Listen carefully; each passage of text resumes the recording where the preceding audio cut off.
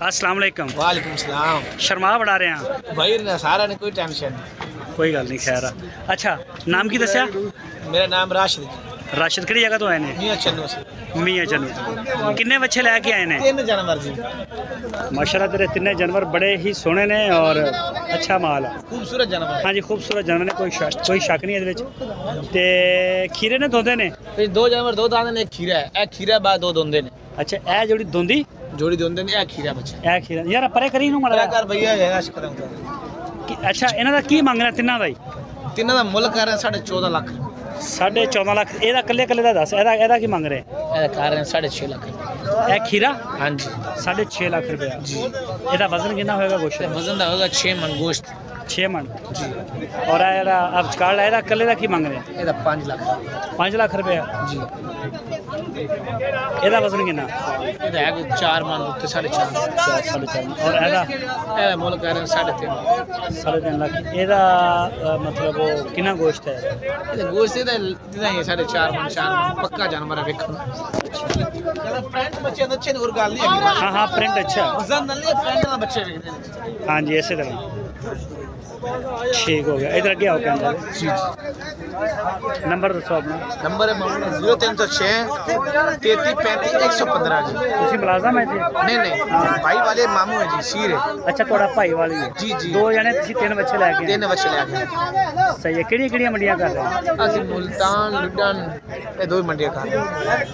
अच्छा जेड़ी थोड़ा जेड़ा है वो की दसे मियां चन्नू? मियां चन्नू जिला खानेवाल। हाँ हाँ मियां चन्नू तो मुल्तान मंडी लागे पैंदी क्या लागे पैंदी लुडन? सानू पैंदी है जिनेले 25 किलोमीटर मुल्तान। नहीं ये जी। अच्छा ये 25 किलोमीटर ते मुल्तान सानू पैंदी है 100 किलोमीटर दूर। अच्छा वो दूर बनी मंडी अच्छी केड़ी इन्हां दे विचों कुर्बानी दा अगर माल लेना होवे? ये सब तो वाला मंडी है ना पाकिस्तान दी, बिल्कुल मुल्तान है 2 दिनां दी मंडी। अच्छा जेड़ी मुल्तान दी मंडी आ वो बेहतरीन आ? बेहतरीन है जी। ਉਹਦੇ ਵਿੱਚ ਕਿਸ ਤਰ੍ਹਾਂ ਦਾ ਮਾਲ ਆਉਂਦਾ ਵਾ? ਚੁਲਸਤਾਨ ਜਿਹੜੀ ਮੁਲਤਾਨ ਮੰਡੀ ਇੱਧਰ ਹੋ ਨਾ, ਮੇਰੇ ਉੱਪਰ ਨਾ ਚੜੋ, ਮੇਰੇ ਉੱਪਰ ਨਾ ਚੜੋ। ਇੱਥੇ ਜਿਹੜੀ ਮੁਲਤਾਨ ਦੀ ਮੰਡੀ ਆ, ਮੁਲਤਾਨ ਦੀ ਮੰਡੀ ਵਿੱਚ ਸ਼ਾਹੀਵਾਲ ਨਸਲ ਦਾ ਮਾਲ ਇੱਕ ਮੇਰੀ ਪਹਿਲੀ ਗੱਲ ਤੋਂ ਸੁਣੋ ਨਾ, ਪਹਿਲੇ ਮੈਨੂੰ ਬੋਲਣ ਦਿਓ ਫਿਰ ਮੇਰੀ ਸਾਰੀ ਗੱਲ ਦਾ ਜਵਾਬ ਦੇਣਾ। ਮੁਲਤਾਨ ਦੀ ਮੰਡੀ ਦੇ ਵਿੱਚ ਤੁਹਾਡਾ ਸਭ ਤੋਂ ਅੱਛਾ ਮਾਲ ਚੁਲਸਤਾਨੀ ਨਸਲ ਦਾ ਆ ਰਿਹਾ ਜਾਂ ਸ਼ਾਹੀਵਾਲ ਨਸਲ ਦਾ ਆ ਰਿਹਾ ਜਾਂ ਜਿਹੜੇ ਆ ਕ੍ਰਾਸ ਆ ਰਹੇ ਧਨੀ ਨਸਲ ਦੇ ਉਹਨਾਂ ਦਾ ਆ ਰਿਹਾ ਜਾਂ ਪਟੇਲੇ ਆ ਰਹੇ ਨੇ? सब जानवर आप गुलाबी ब्लैक जानवर आ रहे हैं ज्यादा जानवर मुल्तान दे विच जी।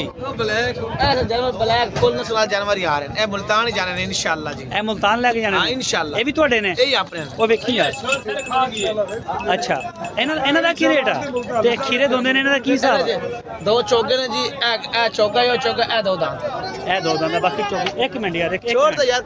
अच्छा एक मिनट यार मारे सबर ते करो ना।